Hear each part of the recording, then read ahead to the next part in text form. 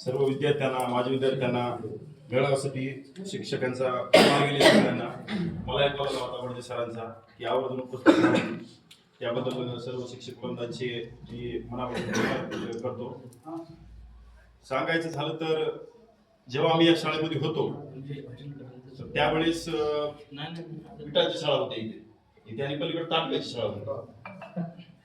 मार भरपूर पडला पण वेळोवेळी मार्गदर्शन पण तेवढंच लाभलं या ठिकाणी. सगळ्यात महत्वाची गोष्ट सांगायची झाली, आजही सर एकाही शिक्षकाचा चेहरा मात्र बदलला. दाढी मिशी आल्या मला, तुम्ही जशी आमच्या जसा तुमचा रुतबाच म्हणतो तसाच काय माहिती आम्हाला आताही भीती वाटते तुमच्याकडे बसायची. तर एक आठवणी ताज्या झाल्या जुन्या आणि खूप चांगलं वाटलं या ठिकाणी येऊन. आता माझं सांगायचं गेलं तर मी 10वी पर्यंत दुत्मल सरच्या जास्त क्लोज होतो समजा. त्यांचा हुशार विद्यार्थी होतो मी. 10वीला थोडं ढासळ झाली एक वेळ झाली पण त्यावेळेस मला मार्गदर्शन सगळ्यात महत्वाचं लाभलं ते माझ्या आईचं.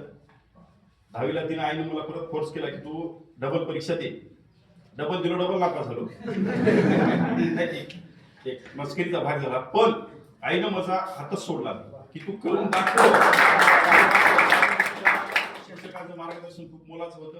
आणि तिसरी वेळेस मी परीक्षा देऊन मी गेलो मुंबईला. माझी सर खरं शिकायची इच्छा नव्हती. शिकायची म्हणजे एक मस्करीचा भाग नाही हा, खरं सांगायला म्हणजे शिकायची इच्छा मी सोडून दिली होती. त्यानंतर मग आईचं वेळोवेळी मार्गदर्शन. पुन्हा एक आम्ही काही दिवस किराणा दुकानावर काम केलं मी.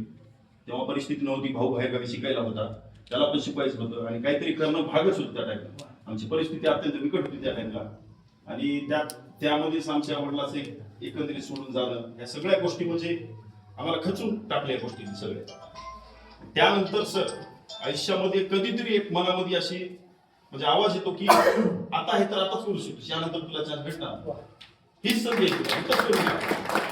तर मग मला घ्यायचं 10वीला पास झालो, नंतर इकडे परत आलो.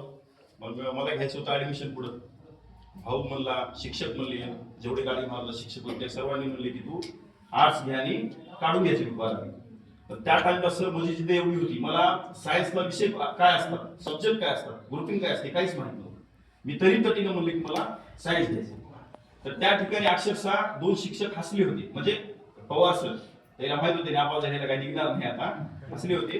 फक्त आईला सांगितलं होतं की 65% खाली मार्क पडले तुम्ही शिकणारच नाही पुढे. मला 67% 12वीला पडले सायन्सला. ऍडमिशन घेतलं. मग नंतर समजा मेहनतीने म्हणा किंवा योगात म्हणा किंवा नशिबाने म्हणा किंवा तुमच्यासारख्या चांगल्या माणसाच्या संगतीने म्हणा माझ्या आयुष्यात चांगल्या गोष्टी घडत गेल्या. नोकरी लागली. आज सगळं काही स्टेबल आहे माझ्या जीवनामध्ये.